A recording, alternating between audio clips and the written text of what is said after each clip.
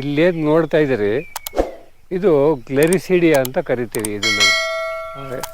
ಇದು ಗ್ಲೆರಿಸಿಡಿ ಅಂತ. ಇದರದ್ದು ಗ್ರೀಸ್ ದೇಶದಲ್ಲಿ ಮೂಲತಃ ಇದು ಗ್ರೀಸ್ ದೇಶದ್ದು.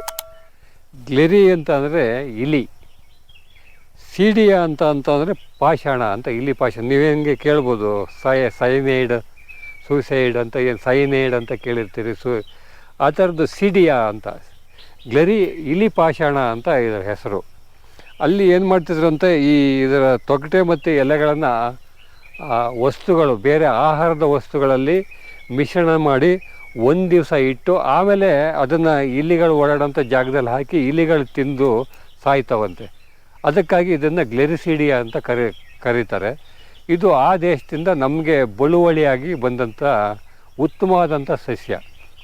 ನೀವೇನು ನೋಡುತ್ತಾ ಇರೋ ಪಾರ್ಥೇನಿಯಮ್ಮು, ಯುಪಟೋರಿಯಾ ಅವೆಲ್ಲ ಕಾಟ ಕೊಡೋವಂಥ ಸಸ್ಯ. ಆದರೆ ಈ ಸಸ್ಯ ನಮಗೆ ತುಂಬ ಉತ್ಕೃಷ್ಟವಾಗಿ ಬಳುವಳಿಯಾಗಿ ಬಂದಂಥ ಸಸ್ಯ. ಇದು ಯಾವಾಗ ಬಂತು ಅಂದರೆ, ಯಾವಾಗ ನಮಗೆ ಈ ರಾಸಾಯನಿಕ ಗೊಬ್ಬರಗಳ ಪರಿಚಯ ಮಾಡಿದ್ರಲ್ಲ, ಅದೇ ಟೈಮ್ನಲ್ಲಿ ಸಾವಯವ ಗೊಬ್ಬರ ಬೇಕಾದ್ದರಿಂದ ಇದನ್ನು ಸಹ ಪರಿಚಯ ಮಾಡಿಕೊಡ್ತಾರೆ. ಇದನ್ನು ನಮ್ಮ ರೈತರ ಭಾಷೆಯಲ್ಲಿ, ಕನ್ನಡದಲ್ಲಿ ಇದನ್ನ ಗೊಬ್ಬರದ ಗಿಡ ಅಂತ ಕರೀತಾರೆ ರೈತರು, ಈ ಗ್ಲೆರಿಸಿಡಿಯಾವನ್ನು. ಯಾಕೆ ಗೊಬ್ಬರದ ಗಿಡ ಕರೀತಾರೆ ಅಂದರೆ, ನಮಗೆ ಸಿಗುವಂಥ 3 ರೀತಿಯ ಗೊಬ್ಬರ, ಏನು ಮಾರ್ಕೆಟ್ನಲ್ಲಿ ಏನು NPK ಅಂತ ಏನು ಕರಿತೀವಿ, ಆ ರೀತಿಯ 3 ರೀತಿಯ ಗೊಬ್ಬರನೂ ನಮಗೆ ಈ ಗಿಡದಲ್ಲಿ ಸಿಗ್ತದೆ.